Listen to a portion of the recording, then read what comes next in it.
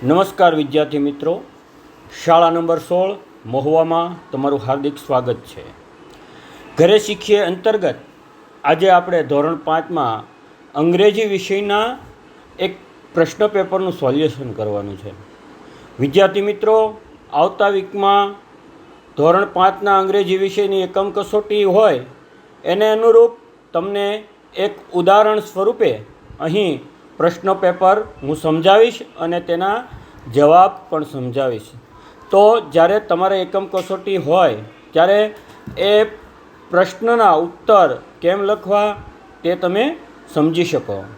તો ચાલો વિદ્યાર્થી મિત્રો, અહીં એક આપણે એકમ કસોટીનું ઉદાહરણ સ્વરૂપ જોઈએ.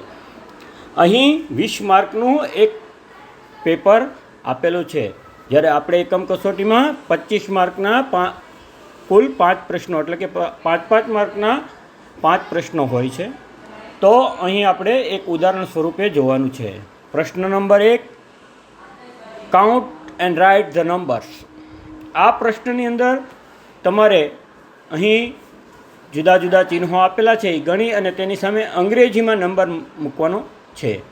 દાખલા તરીકે પ્રશ્ન 1નો પહેલું એના ગોળ ચિત્રો આપેલા છે, એ ટોટલ ગણો 1, 2, 3, 4. તો એની સામે અંગ્રેજીમાં તમારે 4 લખવાના છે.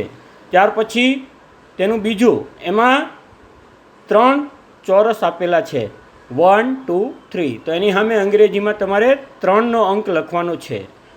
પછી ત્રીજું, એમાં 2 ચિત્રો આપેલા છે, તો એની સામે તમારે જવાબમાં અંગ્રેજીમાં 2 અંક લખવાના છે. નેક્સ્ટ ચોથું, એમાં તમે ગણશો 1, 2, 3, 4, 5. તો ત્યાં તમે 5 મૂકવાના છે અને 5માં ફક્ત એક ચિત્ર છે, તો એની સામે અંગ્રેજીમાં 1 મૂકી શકાય. આ રીતે પહેલો પ્રશ્ન અહીં પૂરો થાય. આ રીતના પ્રશ્નો આવે એમ નથી કહેતો, પણ આ રીતના પ્રશ્નો અલગ અલગ હોય છે. ત્યારબાદ પ્રશ્ન પહેલાંનું બીજું, find out the words and write it in the air box. અહીંયા 2 વિભાગ આપેલા છે. એક વિભાગમાં in my school bag, in my classroom. એટલે કે ક્લાસરૂમની વસ્તુ અને સ્કૂલ બેગની વસ્તુઓ અલગ અલગ વિભાગમાં મૂકવાની છે. તો ઉપરમાં એક કૌંસમાં એ બધા જ સ્પેલિંગ લખેલા છે, એમાંથી તમારે મૂકતા જવાના હોય છે. એક વિભાગ સ્કૂલ બેગનો છે અને એક વિભાગ ક્લાસરૂમનો છે. એટલે કે સ્કૂલ બેગમાં કઈ વસ્તુ હોય અને ક્લાસરૂમમાં કઈ વસ્તુ હોય તે તમારે લખવાની છે.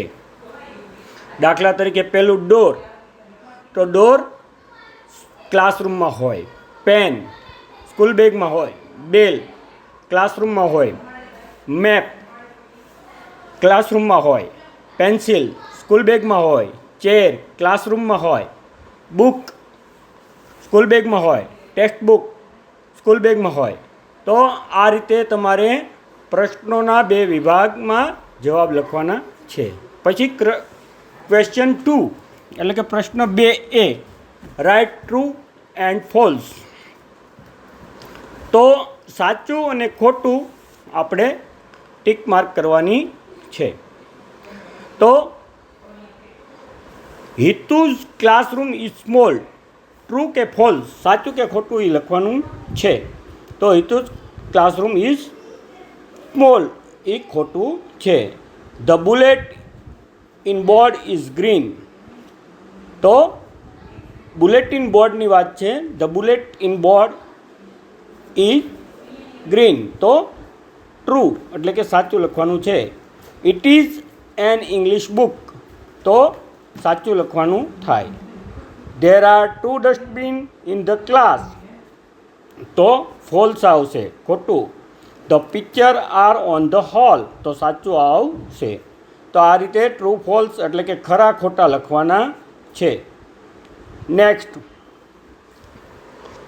મેક 5 સેન્ટેન્સ, 5 વાક્યો અંગ્રેજીમાં બતાવવાના છે. તો પહેલું વાક્ય એક ઉદાહરણ એમાં આપેલું જ છે, map. It is a map.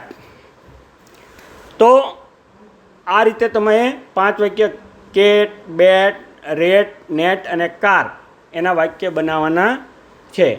તો it is a cat, it is a bat, it is a rat, it is a net, it is a car. આ રીતે તમે વાક્ય બનાવી શકો. આ તમને એકમ કસોટીમાં કઈ રીતે લખવું તેને માટે ઉદાહરણ આપ્યું છે. તો આવતા વીકમાં ધોરણ 5ના દરેક વિદ્યાર્થી બહેનો તમે એકમ કસોટી આપવા માટે તૈયારી કરી શકો તે માટે તમને એકમ કસોટી ઉદાહરણ તરીકે સમજાવી છે. ઘરે રહો, સુરક્ષિત રહો, સ્ટે હોમ, સેફ હોમ.